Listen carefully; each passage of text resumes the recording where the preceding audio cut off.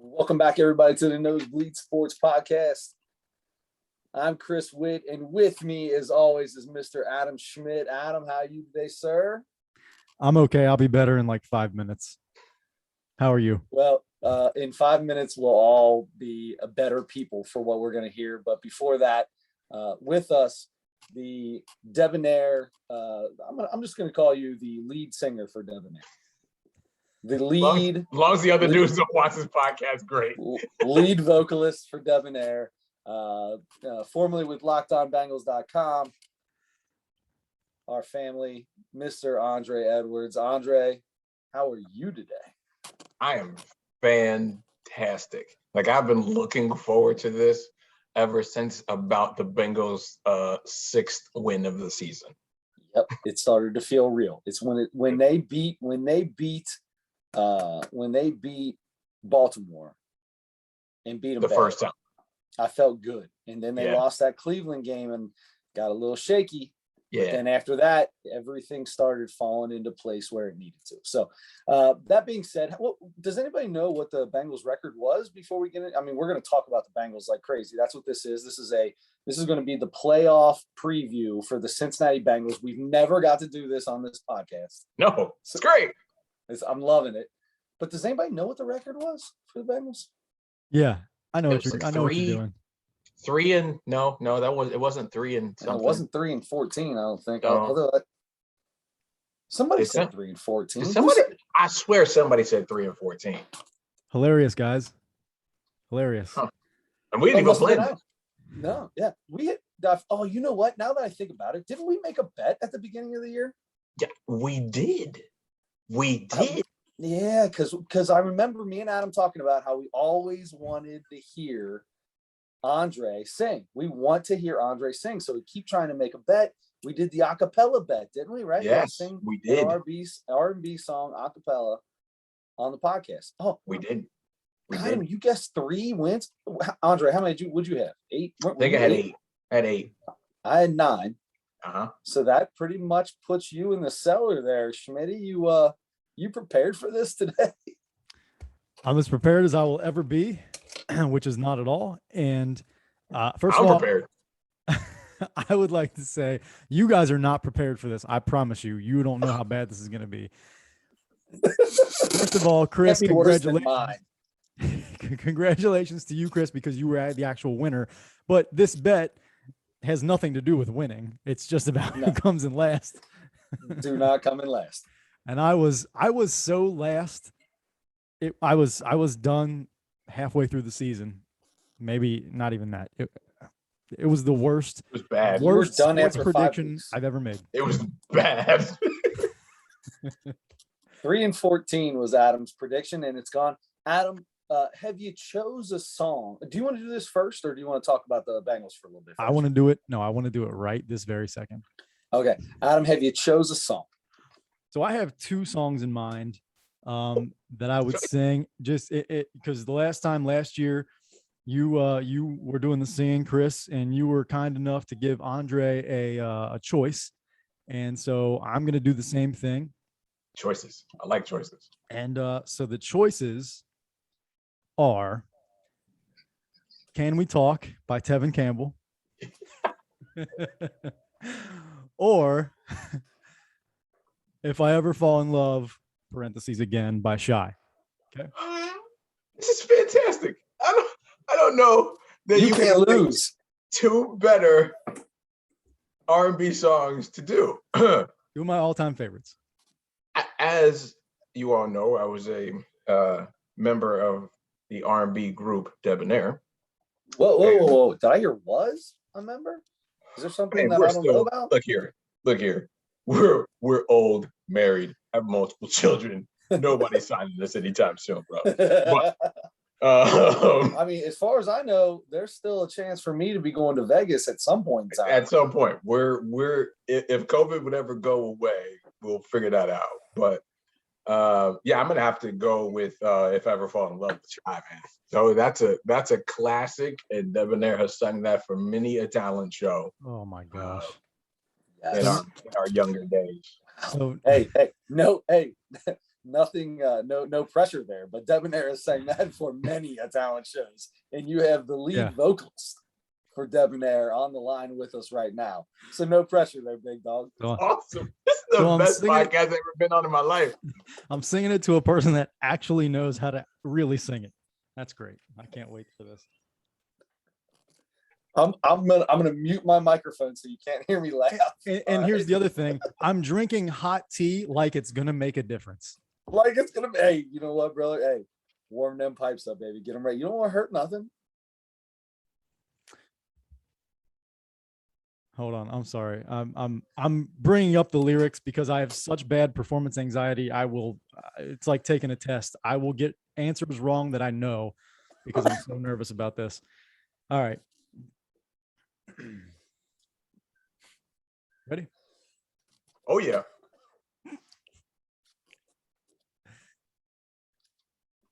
I'm not gonna be able to look at you guys. Gosh. The very first time that I saw your brown eyes, your lips said hello and I said hi. I knew right then you were the one. But I was caught up in physical attraction. But to my satisfaction, baby, you were more than just a phase. And if I ever fall in love again, I will be sure that the lady is a friend. And if I ever fall in love so true, I will be sure that the lady's just like you. The very next time she will be my friend. If I say that I could be your one and only, promise, promise, promise that you'll never leave me lonely. I just want to be the one you need. Oh, baby. I just want to be the one to serve you. Sometimes I feel as if I don't deserve you. I cherish every moment that we share. And if I ever fall in love again, I will be sure that the lady is a friend. And if I ever fall in love so true, I will be sure that the lady's just like you. Great job, This is brother. fantastic. You can stop right there. That's fantastic. That's the best. You know what? I'm not sure. I think we would have lost the talent show to you on that. Oh, We'd have lost. We'd have lost. Because that was money. That was money. That was good, bud. I'm impressed. That was impressive. I gotta tell you, I'm impressed. So can I tell you from last year, the thing that I wish I would have done? Number one, I wish I wouldn't have drank before the podcast because I was so nervous. And it made me yell and scream a lot. And I wish that I would just kept my head down and just sang, just like it did the Adam. Just, and if I ever fall. I love that. It was good, man. So well done. Thank you. In my peripheral vision, I could see you guys moving around, but I could not look up from the screen. Andre was doing his act. I can't wait to go back. He had the hand motions down. And I could tell he was so good. I was feeling it. Hey, man, you touched me. You touched me. I felt it. Thank you. I remember I was in I want to say third grade or something when that song came out, and I listened to it 10,000 times that year. So good. I remember going, for some reason, one of the few memories I have from that far back was going on a field trip on a bus and having a cassette tape and passing the cassette tape around to my friends. And we all listened to that on our separate cassette, on our separate Walkman. Yes. That's awesome. I mean, it's a classic. What do you want? Yeah. Well done. Well done. Right, so I'm sweating. Hey, way to pay up, bro. Way to pay up. Thank you. I'm sweating. I'm this shade of red. I don't know if you can tell on there, but I'm so glad to be done with that. Let's talk about the Bengals, please. He has been talking about this for 3 weeks, dude. 3 or 4 weeks. He's been talking about how nervous he is. It's been nonstop. 3 or 4 weeks now. He can't. It was before the season was over because he's like, oh my gosh, I can't. I don't even know. That's how it's been. It's been I'll tell you, good. I cycled through. Thank you. I cycled through so many different songs. I was gonna do 15 different songs at some point before I settled on those two. I was listening. I'll tell you what. I was listening to Debonair songs, trying to learn those songs, thinking, and that sir would have won you major points. I wish you wouldn't have told him that, because I was gonna try that next time. Do it. Do it. I feel like I have like a lock on losing this bet every year from now on because it was so bad this year. But I wanted to do that. But the thing I had to figure out was, and that's why the two options were a solo and a group song, because I figured group songs were going to be harder to do for one person. But honestly, when I was practicing, and I practiced a lot for some reason, even though you couldn't tell, I felt like I sounded better singing that song than I did Can We Talk. And I feel like, and Andre, you're the singing expert here, but like I feel like singing Can We Talk, I wanted to try to like almost match his voice, and that's almost impossible. It's such a unique voice. And he was like 15 or something like that when he so it was really hard to do that song. I even like that song a little bit better, I think, but you know, that song by Shai is one of my all-time favorites too. So I was kind of glad that you picked that, because I felt a little bit better, and it's a shorter song too. There's like one less verse, I think. So anyway, good work. Well done, brother. Well done. That was well done. I'm happy I'm happy for you right now, that the stress and the anxiety level can come down. Your blood pressure, I can already tell, is down like 40 points. Well, I will tell you that my hands are still shaking. They're shaking. Oh, goodness gracious. No, the millions of people that listen to and watch the podcast on every one of our streaming sites that we're on, whether it's iHeartRadio or Apple or Google or the Spotify or the YouTube or whatever, are all going to tell you how great you did. Correct. Thanks. They'll be sarcastic, but thank you. But loving fans. So let's get into this Bengals thing. Before we get into the Bengals, Andre, I have a little tiny beef with you first. Okay. Last time you were on this podcast, I don't know how it came up. Oh, I think you were on when we did, I think the Mount Rushmore was apps. Mount Rushmore apps, if I'm not mistaken. And you mentioned something about a game called Retro Bowl. I did. Yeah. Okay. So on that note, I am in year 20 of Retro Bowl. I've won 16 Super Bowls in 20 years. Sounds like a tough game. Well, I recently had to, because it only goes up to level 16. It's dynamic, right? So if you lose, then it makes the game easier. But the more you win, they make it harder. Once you get to 16, it doesn't get any harder. So I went to whatever the next level up, where every team is just all 5-star everything. I've totally figured this game out. Drafting people is stupid. You boost your salary cap up and get your free agents. I feel like I'm a star right now. I'm in year 20. I'm going to load this up so I can look at it. I'm just going to give you my stats real quick. 20. Yeah, right here. So, like 4. I don't know if you can see it. Can you see what that says right there? Y20. Yeah, that's year 20. Holy crap! Year 20. So I just want to let you know that I have lost a lot of time of my life since you introduced me to this game. My wife is not happy with you. I'm not happy with you. It just hasn't been good. I don't know. There's a way to go and look at how many Super Bowls I won. I know there's a way to do it because I just did it.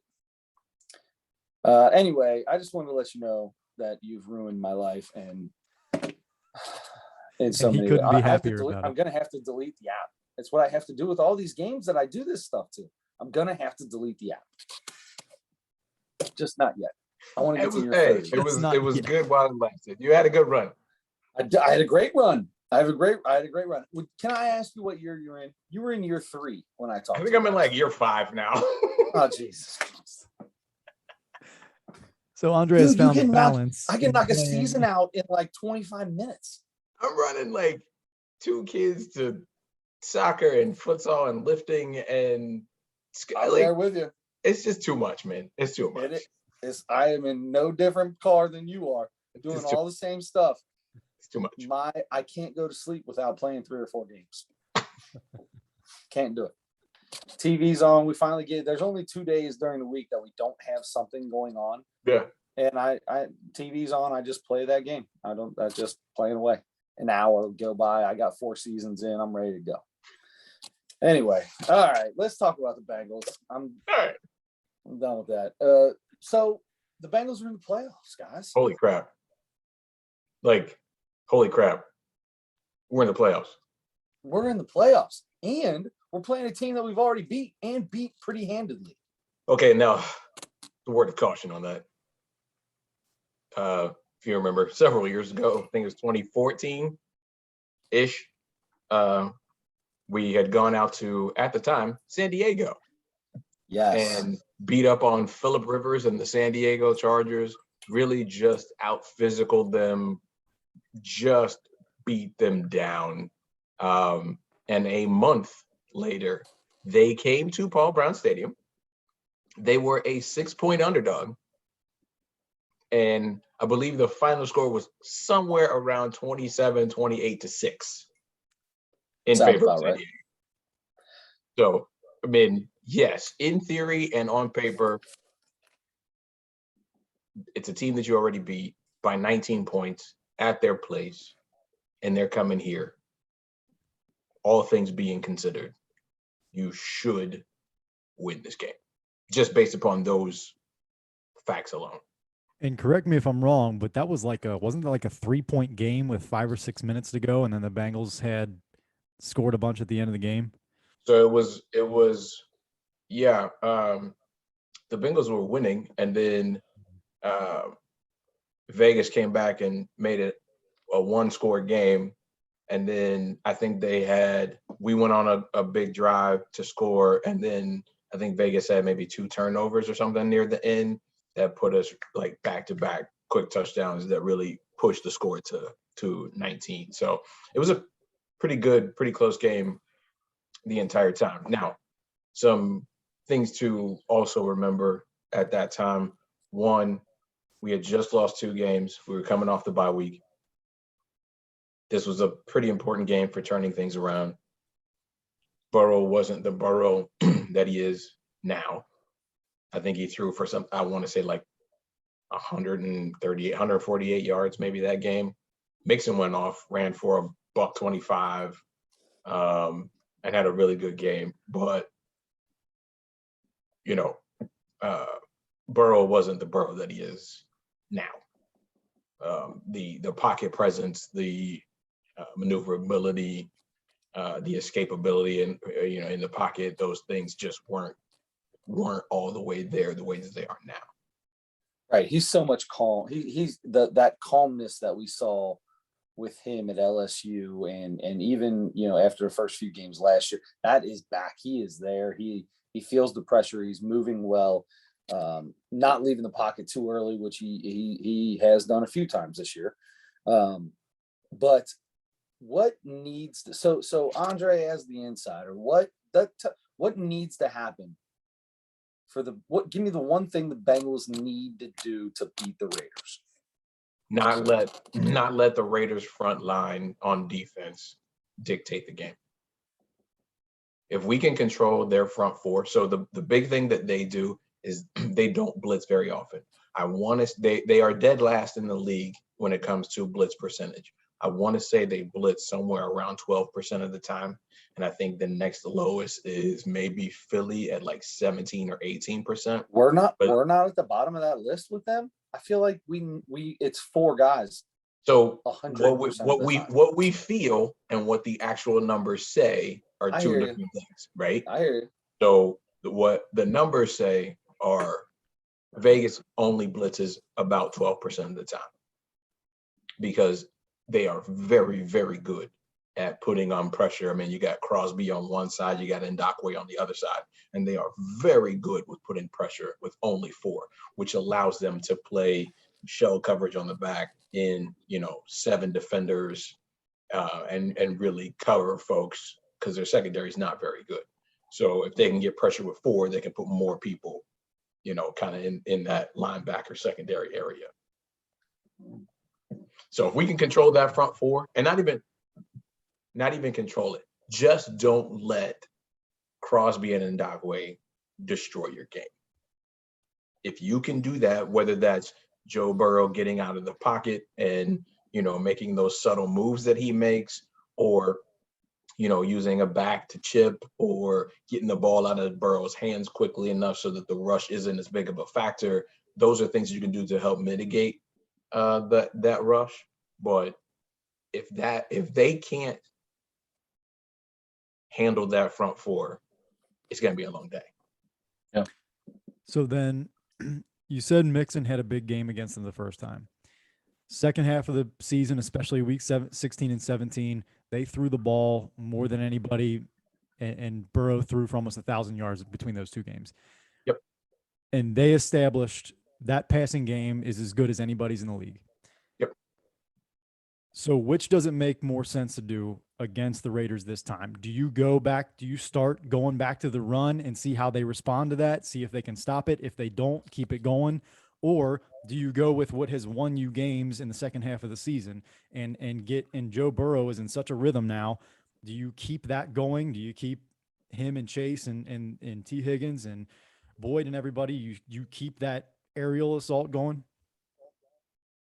So I think that is the really, really good thing about this Bengals team is they can take whatever the defense gives them and still be successful. Most teams, the primary is, hey, we got to stop the run. If we make them one-dimensional, we can win this game, right? For example, if the Bengals find a way to shut down Jacobs, I really don't think Derek Carr is going to beat them. Now, you shut down Joe Mixon, good luck stopping T and Boyd and Uzama and Chase and Higgins. I mean, you know what I'm saying? Like, there's all these other things that they can do. So I think the flexibility that they have to be able to say, hey guys, let's start off, and see, hey, can we keep passing the ball? Oops, it's a little too much pressure. All right, let's go ahead and see if we can't run it a bit and, kind of ease up that front 4 pressure. And I think they have the ability to do both, which is unlike most teams.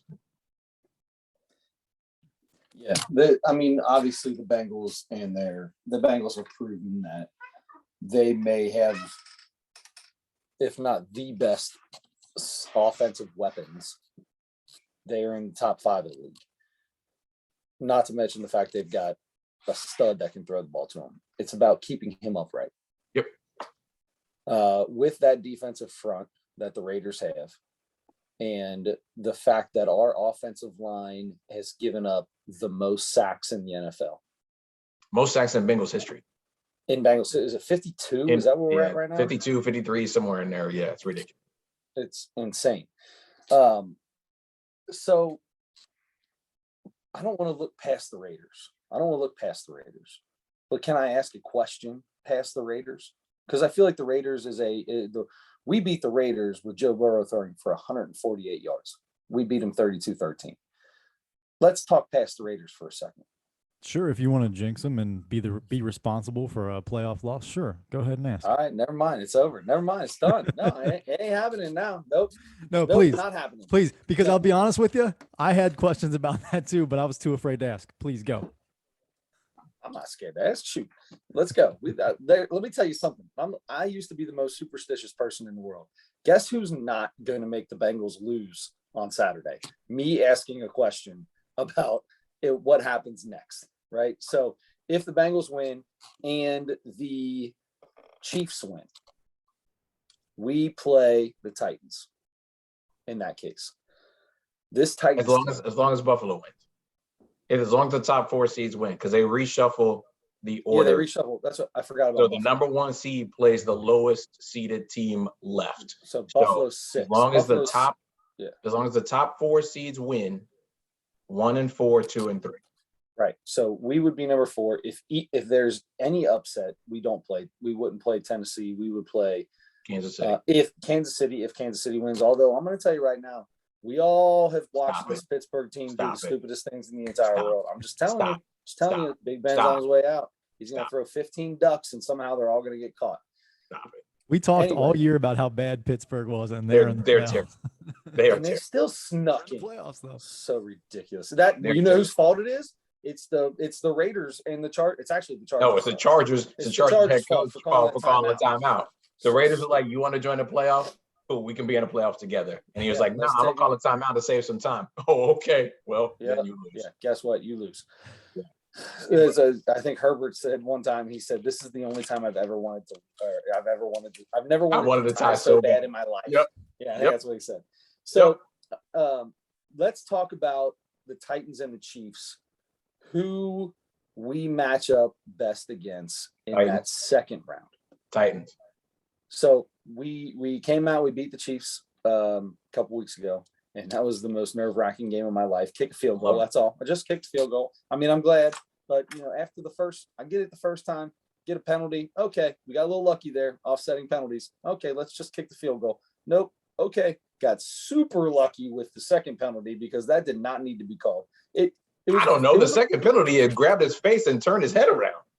I mean, it was a penalty, but I could see that not being caught. It's inside 5 yards. If he doesn't hit him in the face, I see worse things than that. If he doesn't hit him in the face, it might be a touchdown pass, though. Listen, I'm not saying that it was the wrong call. I'm just saying they got lucky. And Burrow acknowledged that, right? He was like, we get, but also to his point, look here, there's been plenty of times that we've been unlucky. So that's exactly right. And it's cool. We got a little luck. My point is, we beat the Chiefs. Mm-hmm. However we beat them, we beat the Chiefs. Mm-hmm. You feel we match up better against the Titans. Is it because the Titans are going to run the ball more? Because I feel like a good run offense is what would hurt the Bengals. Because it would keep Have you looked at the Bengals stats against the run this year? No, tell me what it is. We're one of the better defenses against the run. We're one of the better defenses at stopping the run. I mean, go back and look at games like we've gone up against Dalvin Cook. We've gone up against let me think of some other Najee Harris twice. The only team that really got after us was Cleveland with Chubb, and that was just a crap game all the way around. Was a terrible game. It was just a terrible game. But in general, what's the kid from Chicago? Montgomery. Yeah, Montgomery. Like David Montgomery did a good job against him. I think outside of one run versus Aaron Jones in Green Bay, they did a really good job. Like the Bengals' run defense is the strength of that defense because up front you have Hendrickson, you have Reader, you got Ogunjobi, and my man from Ohio State, Hubbard. Right? Yep. And then this game you should have back Logan Wilson and Jermaine Pratt. That front, 6, 7, those dudes hit, and our corners tackle well, and so do our safeties. So Eli Apple has been a big surprise. Yeah. He was thrown away, and he's looked really good this year. He looked really terrible when he first got here, but yes, he did. Then things turned around, which they've really needed him in the grand scheme of things, right? With the injuries, with Trey Wayne's stealing money, with Cheeto getting injured with his foot and doing some COVID stuff. Like Eli Apple's really stepped up in the whole process. But if you look at when you get to playoff time, what do you absolutely need to have in order to be successful in the playoffs? Defense. You have to have what are the two things? It's defense and run game. You hear it all the time. To me, defense is the number one. So to me, quarterback. Yeah. Oh, Legit quarterback. Tom Brady, Aaron Rodgers, Ben Roethlisberger, Peyton Manning. Like, outside of Joe Flacco, who's not a tremendous quarterback, name another quarterback who won a Super Bowl. Eli Manning, Trent. Yeah. Trent Dilfer. And how long ago was that? I'm talking modern football. Eli Manning's not considered modern football. He just retired 2 years ago. He hasn't been in the Super Bowl in 10 years. That's not modern. The game has changed a lot. Yes, the game has changed a ton in 10 years. The way the rules are set up, the way things are going now, I'm telling you, the game has changed a ton in 10 years. But if you want today's NFL, you need a top-notch quarterback in order to really dictate what's happening. Nobody's scared of Carson Wentz. Nobody's scared of Ryan Tannehill. He's a decent quarterback. He's not Patrick Mahomes. He's not Aaron Rodgers. He's not Tom Brady. And if if I get my choice between Burrow or Tannehill, I'm taking Burrow all day. Well, that's it's not close. Obviously. And it's not close. Yeah. I mean, I agree with that. But I mean, if you're just talking about quarterbacks in that case, I mean, there's that I'd take Joe Burrow over all but maybe 3 quarterbacks in the league right now. Perfect. So they're ahead of schedule in the fact that they are where they are, I believe, right now. I mean, it's Burrow's second year. I'd say they're ahead of schedule. Yeah. The thing that scares me is in the playoffs, every time there is a team with a good run game and a good defense, they always seem to make it past the first round. I'm not talking about winning Super Bowls. I'm talking about there's something about ball control and field position in these playoffs where coaches coach differently in playoff games. Mm-hmm. And time of possession is everything. So I don't know. It makes me a little nervous going into the second round. So I'm excited. Can we win the first one first? Like I said, I'm excited about the first round. Let's talk about that first one first. More. Tell me what. So what do we have to stop? You said what we have to do to win, which is keep their defensive front from dominating the game, which is obvious because our offensive line is terrible. Not terrible. Well, yeah, 52 sacks. I wouldn't say it's terrible, but it's less than average. They're less than average. Yeah. 52 sacks. That just goes to show you. Now, so what do the Raiders need to do besides get at the quarterback? What do the Raiders need to do on offense to beat the Bengals? Utilize Darren Waller. And he's so good. He's so good. Like, he's so good. I think he had, I want to say, like 7 catches for 116 yards the last time they played, right? But most of those yards came in like one drive, and it was like 2 plays. He caught like 60-something yards on that drive, and it was like, where the hell's that been all game? Thanks for not using it. I don't know why you didn't do it before, but okay, right? Yep.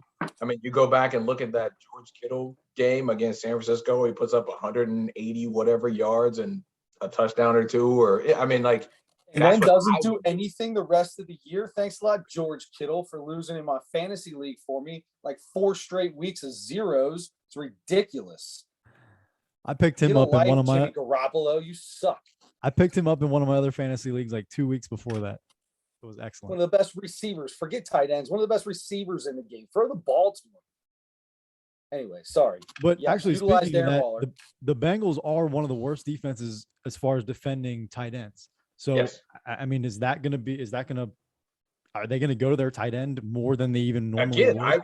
I don't know why they didn't do it the first game. Like, they just had a very strange offensive game plan the first time we played them. I was like, I don't know what you're doing. No, that was was John Gruden still there? Waller would have had like 15 targets for 180 yards and 2 touchdowns if it was me game planning. Because I was like, I've watched the Bengals not only this season, but in previous seasons, they can't cover a tight end. They haven't covered a tight end in decades. I don't know what to tell you. So why they It's didn't. because they've always had subpar linebackers. They're Sure. I mean, they don't invest in linebacker, and they usually don't invest in safety. They don't invest big money. They invest big money in corners, edges, and tackles. That's where and quarterbacks. That's where they invest their big money.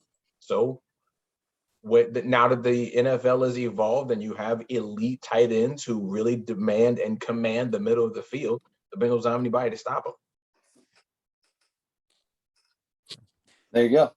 That's an organizational philosophy, though. Yeah. So the first time we played them was that a week or 2 weeks after John Gruden left? I don't with remember all the stuff they had. I feel I like don't it was remember. really close. It was really close. It was right around it, right after. It might have been their first game without him. I don't remember for sure, though. I mean, So how about that though for the Raiders to go through a coaching change and such a distracting one like that? Hey, well, not only that, and then the Henry Ruggs tragedy. Exactly. Oh, yeah. Exactly. Right. I mean, that's insane. How Bisaccia, and maybe it's just because he wasn't the coach from the beginning, like how he doesn't get at least some votes for coach of the year is crazy, right? Like, yes, I understand he's an interim, and maybe that just absolutely prevents him from even receiving the award. But the fact that he held the team together, put him on a 4-game win streak, when in those 4 games they are negative in the turnover battle.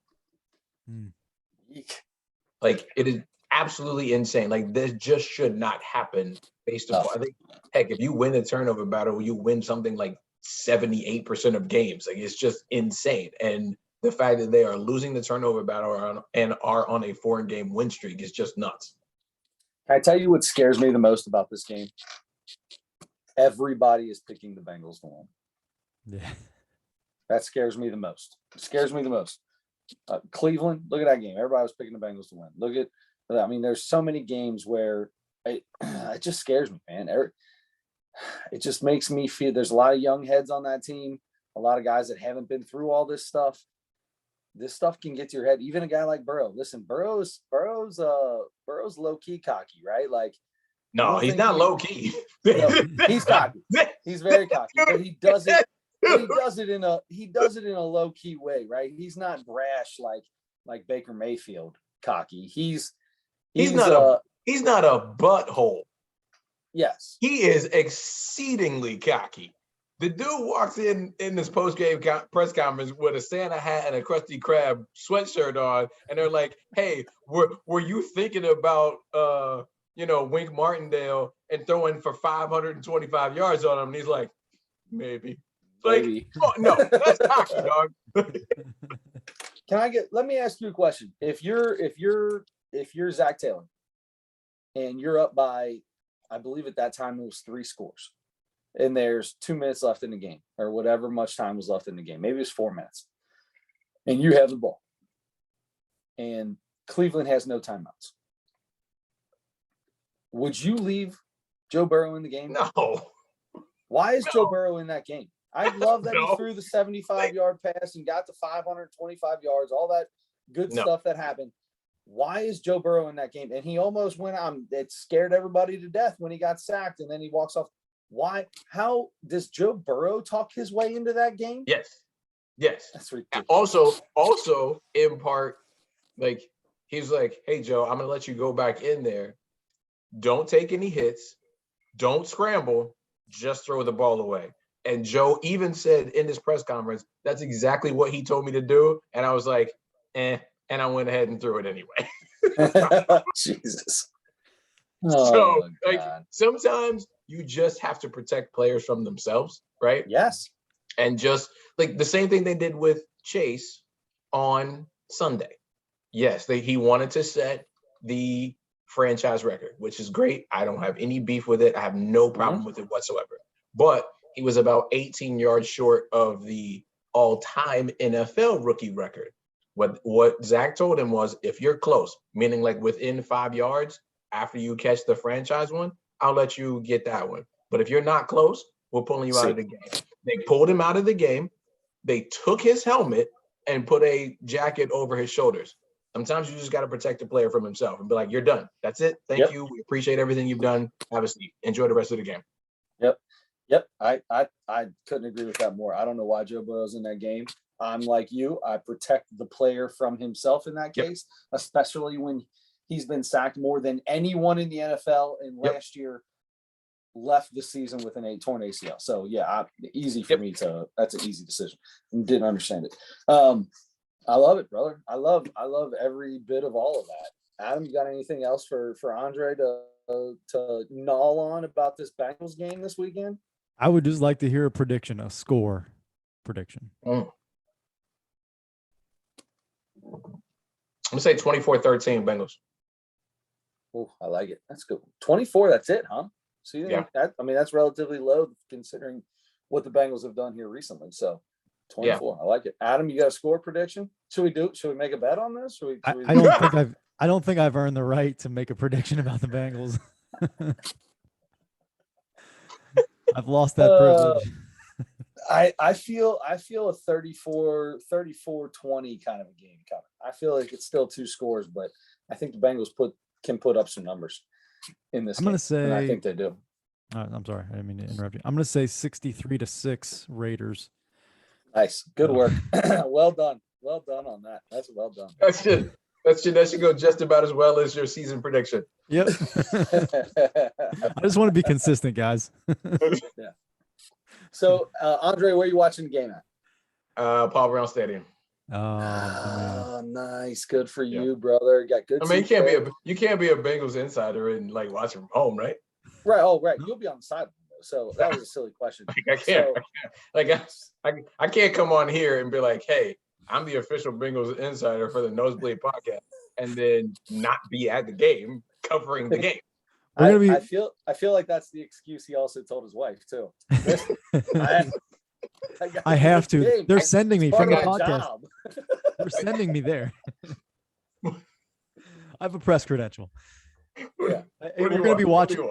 Yeah, we're going to be watching the game, and it's going to be really cold. And Joe Burrow is going to like come out after throwing a touchdown pass, and they're going to put one of those like real long giant coats on him, and Andre is going to be the guy. You just see Andre I'm just gonna be like, big coat on, and he puts it on. Man, I've got heated socks. I've got heated gloves. I bought some ski pants. Like, it's gonna be cold, man. But is it Milwaukee, Bosch? What brand you got with all the heated stuff? I don't even know. Like, I got a couple things for Christmas. I was like, I just need some heated socks. So there's like batteries in the socks. There's batteries in the gloves. I'm ready. Be careful. Be able to turn those batteries off because you don't want your feet sweating. Correct. Because if those batteries die, my brother, and it's just cold. Yes. And it's just cold. So Xavier plays Creighton at noon at Cintas Center. So I'll be at the Cintas Center. Obviously, getting home with the game's at 3:30. Is that right? No, 4:30. 4:30. 4:30. 4:30. I'll be home by the time the game starts. No problem. Parker has a basketball game at 5:30. Nope.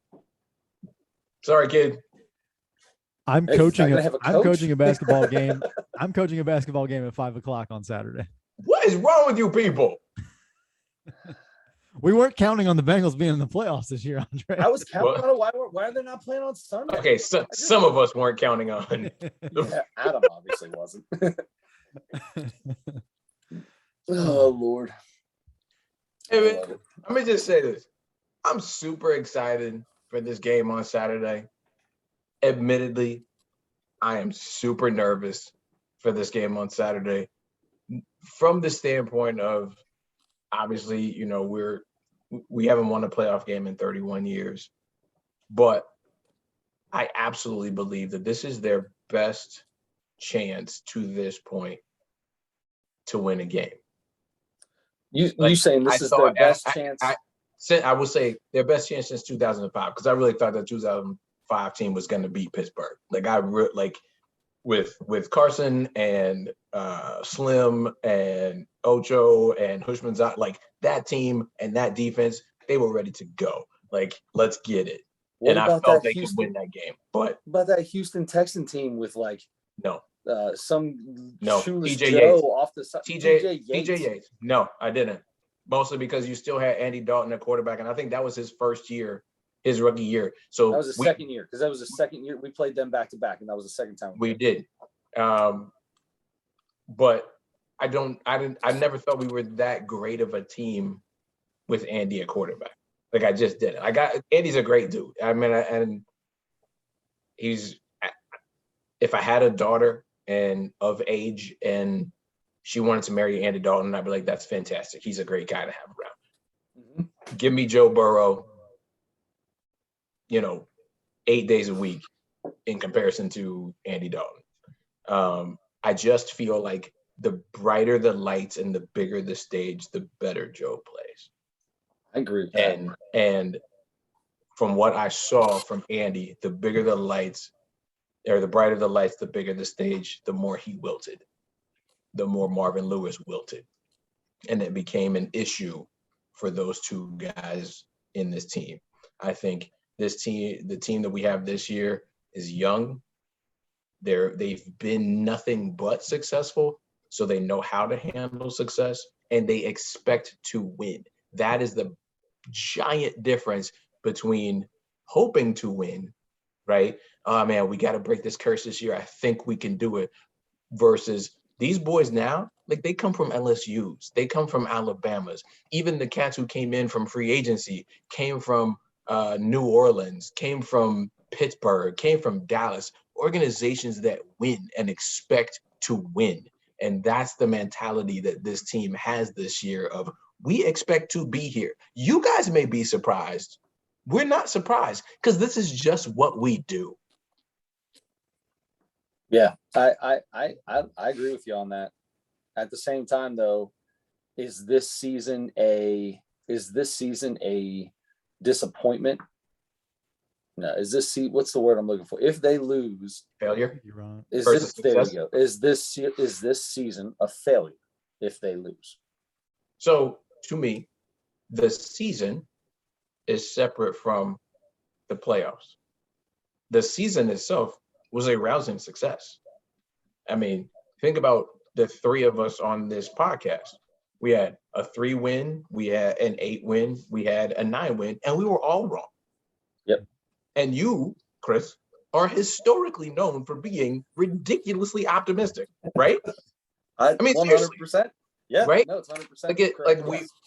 We have running jokes. I've been on here enough to have some insider jokes that we do back and forth. Like, you are the most optimistic of the three of us. And at 9 wins, you were still wrong. And had we played our starters against Cleveland, they would be 11-6, right? So we were all super wrong in a very good way for the team. That is exciting. That is well beyond anything we ever thought. And again, Vegas had them at 6.5. They went 10. That's a rousing success. It would be hugely disappointing to take that rousing success and end it with a first-round playoff loss. I think both things can be true at the same time. I would run through a wall if he was my coach. I'd play for Coach Edwards. I'd play for Coach Edwards any day of the week. I'll tell you that right now. Let's go. I want to right now. I'm ready to go play. I don't care what it is. What are you going to play? I'm ready to go. Season 21. That's why he beats me every year. That's why he beats me every single year in Thanksgiving Day football. Has nothing to do with athleticism or any, no. It's this. His team wants to play for him. His team runs through a wall for him. The speeches I give in the huddle. What it is. Not the fact that he's, besides his brother, is probably the fastest person. Well, and the guy he brings with him every year is probably the fastest guy. And once he starts running, nobody wants to get in his way. I'm not stepping in front of him. He's got muscles that I don't have. I'm not doing that. That's the best part about switching the flag. Didn't have to tackle Andre. Exactly right. Hey, didn't have to be tackled anymore. Let me tell you. Also, very good thing. Andre, did Adam tell you by chance what our Mount Rushmore is this week? He did not. Nope. No, but I bet Andre has 4 quick ones though. Do you want to? It's up to you. I'll give you the Mount Rushmore, and you can decide if you want to do it or not. All right. Otherwise, we'll let you go and we'll do it off afterwards. So the Mount Rushmore this week is Mount Rushmore of Tom Hanks movies. Oh, geez. Tom Hanks movies. All right. You want us to go first real quick? So Gump. Gump, obviously, yeah. What's the Stranded on an Island Wilson? Castaway. There you go. Castaway.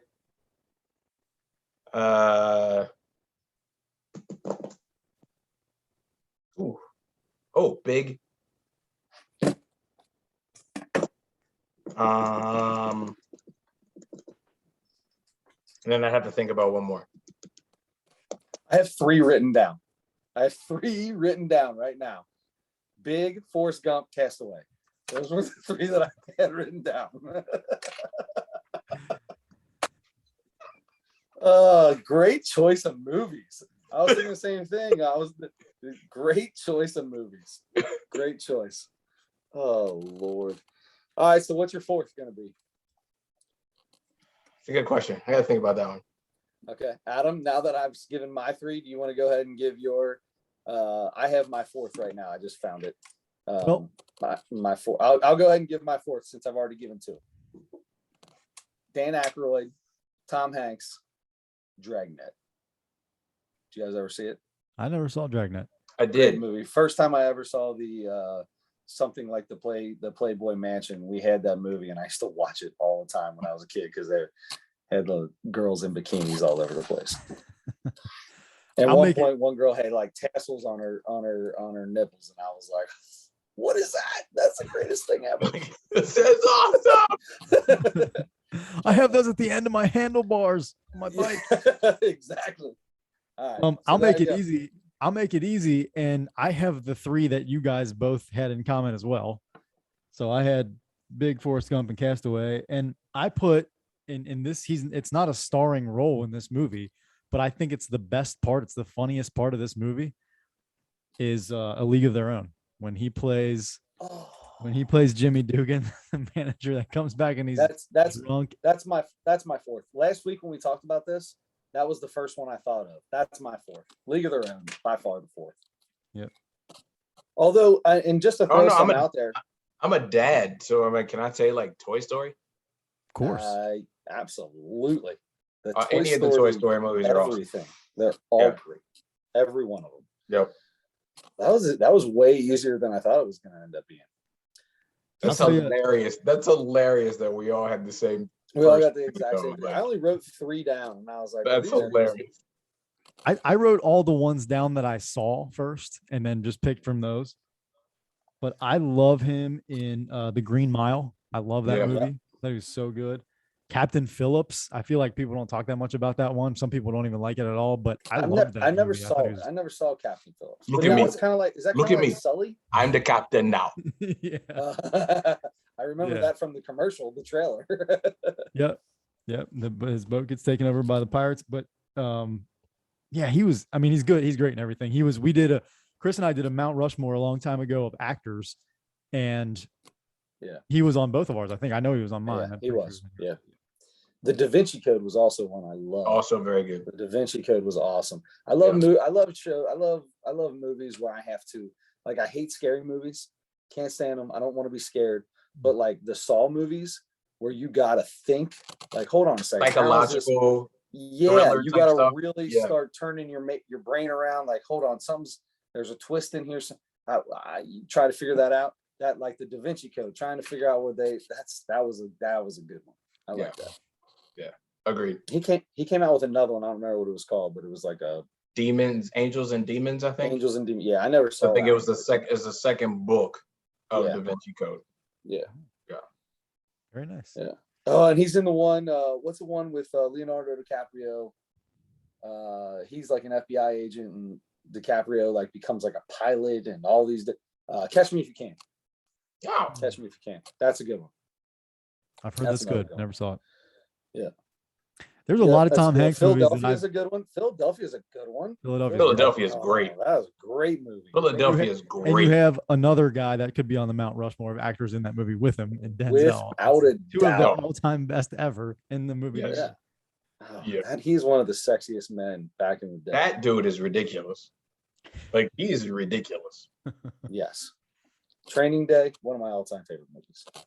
Training Day was so good because you had this mental image of Denzel as like choir boy, super clean, super crisp, like above board, above reproach on anything he's ever done and anything you've ever seen. And of course, all the females are like, oh my God, Denzel, he's so handsome, and, you know, all these things. And then all of a sudden, like, you see him and he's dropping N-words and he's like, F this, and like, yo, you, and I was like, I was clutching my pearls. are you right? Yeah, no, yes, like, oh my God, did he just, like, I was just riveted, like, wow, this is amazing.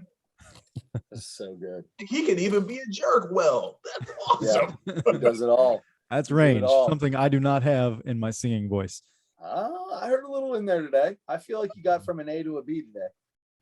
That's range. I mean, it's not a big range. But if it goes from A to Z, maybe I have A to B then. But you might have hit the Z note today. You might be the only person ever to have hit a Z note.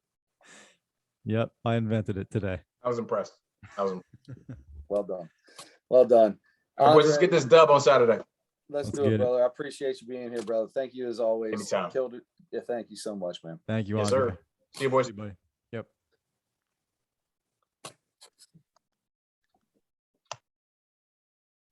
Andre Edwards, ladies and gentlemen, as always, as good as it gets. It's as good as it gets. I love talking to that guy, man. Talk about range. We threw the Mount Rushmore, my mistake, threw the Mount Rushmore on him at the very last second, and he still picked the best movies. What's that? He still picked the best movies. he picked the best movies. He picked the best ones. There's a lot of good Tom Hanks movies, so don't add us and tell us how great yours are. Sleepless in Seattle, You Got Mail, Road to Perdition, or whatever that thing was called. We know that there's a lot of great ones out there. But if you don't have Big on your Mount Rushmore of Tom Hanks movies, then you need to go back and watch Big. That movie is phenomenal. It might be, I mean, Forrest Gump's probably the best, to be honest, but I mean, Big, it's hard to beat Big. It's such a good movie. I love it. Such a good movie. So yes, thank you, Andre Edwards. Thank you for the insight into the Bengals playoff game upcoming. And I'm looking forward to watching this game and thinking about what we talked about here. And because I'm even more intrigued now after talking about whether they're going to lean on the run game, whether they're going to lean on the pass game, or you know, depending on how the Raiders defend it, being able to change and being able to do both in this game. This is going to be it'd be big for me to see how Joe Burrow handles that. Like, we talk about cockiness, right? Sometimes you feel like you get into a situation like this and it's I'm going to do it. But I feel like he's the kind of guy that has just the right amount of cockiness, that knows, okay, I know we need a big play here, but it's not there. Looking at the defense, check down, give it to Mixon, let him run, live to see another day. I hope that happens. I'm excited. I'm going to miss so much. I'm going to miss so much of the game, but it is what it is. I won't see any of it. So I'm just going to have to deal with that, but it's people will be watching it. We'll have the crowd cheering in the middle of our game when nothing is happening during a timeout. They'll be in the middle of a timeout and people will start cheering. What are these people? Oh, they're all staring at the light in their hand. Right. Yeah. Oh, the Bengals scored. All right. Well, look, I mean, Andre was gracious enough to get us through the Mount Rushmore too. So we have basically one thing left to do here. Right? Yes, let's do it. So that's the comedy segment. Remember what his name is? It's Mo Amer. There it is, Mohammed. Yeah. Mohammed in Texas was the name of the special on Netflix. And I failed to watch it last week, but that gets us back in the rotation of switching them up. So you'll have a Mount Rushmore for next week, and I'll have a comedy special for next week. And so I think we're in good shape. Chris, what did you think about Mo Amer, Mohammed in Texas? So Mo Amer was good. He had a lot to say about COVID. He had a lot to say about the government. I'm trying to think back because I watched this last week. He had a lot to say, and sometimes he would get on like a crazy rant. It felt like, but when he started explaining what words meant and how we cuss at people and how they cuss at people, like the words, like the things they say are so much meaner. I don't know. He had a few that I liked. All I have right now is the score that I gave him. So I'm trying to really remember everything he did and everything he said. I did like him. I liked him. He made me laugh a few times. I was never like hysterically out loud, uncontrollably laughing at any point during any of it, but I did laugh. He had some good points in there. Yeah. Rating? Yeah. I gave it a 2.8. 2.8. So slightly better than half. Okay. All right. I was pretty much the same as you. I'll admit that I watched this not only a week late, but I was distracted while watching it. I think I watched it the day that we found out, speaking of, we'll talk about it right here in the comedy segment, because he was a beloved stand-up comic, especially by his peers, Bob Saget. Bob Saget passed away over the weekend, and that was, I think I watched it that day. And so I'm scrolling through Twitter, finding, looking for information and looking at all the comics posts about how much they love Bob Saget. So, did you see the tweet from the night before that Saget put out there? Yep. He's back on the road again, and he didn't even realize he did 2 hours. Mm-hmm. He was falling in love with comedy again, like he did when he was 26 or whatever. He talked about that the day before, how much he was loving getting back out and how much it meant. Did we ever find out was it just a heart attack, or the guy was a nut. So the autopsy, human being as there are. Yeah, the autopsy, he seemed like he was plenty healthy. He does a podcast all the time. I just recently watched a couple of his podcasts, and when he had Bill Burr on and when he had Nate Bargatze on, I watched those two in the last like 2 months, and he seemed fine, and obviously he was fine because he was out on the road, he was doing shows, and right, but yeah, the autopsy came back today, and all they could do so far was confirm what they originally thought. There was no foul play and there was no drugs involved, which is always a relief, because anytime you hear about somebody, a celebrity, you always think comics, especially too, and you get a guy like that who's super raunchy and has talked about coke in the past and stuff, if I can remember correctly. But gives you a little. He was actually changing. He's talked a lot lately about how he's changing his sets. He's not nearly as dirty anymore because he just doesn't want to be like that anymore. Now, I'm sure he's not, squeaky clean, but sure. But he was talking about just feeling like it's time to, I don't know if it's grow up or what, but he just didn't want to do that style as much anymore. So his newer stuff was coming out a little bit cleaner, and he was happier about that. He talked about. So anyway, but so that's all. They still have to do like the medical examiner, I think, still has to. They said it could take another 10 to 12 weeks or something to actually get a cause of death. Holy cow! Are you serious? Do people die every day and they have funerals like a week later? What? Are you kidding me? Yeah, I don't know. I don't know why it would take that long, but that's what the article. A lot of times too, though. I guess when people die, they don't need an autopsy. Sure. There's no need for one, right? Like, okay, we know, I mean, obviously this is what happened, this is what he's had, there's no autopsy needed, and off they go. Right. So anyway, sorry to insert that in there, but I did think about that the other day. Like we should mention Bob Saget because I'm not gonna like claim that he was my favorite stand-up comedian ever, but just reading all the stuff that other comics post about him, the guy, everybody loved the guy and everybody talked about how great a guy he was, which most of the time people do say that when people die, but this was another But the one. more of it you see, the more you know is true. Like some people die and you don't hear nothing about it. And then some people die and you hear a lot. And those are the ones that you know that's actually true. And I'll tell you what I noticed is he had people that were claiming to be his friends was such a wide array of people.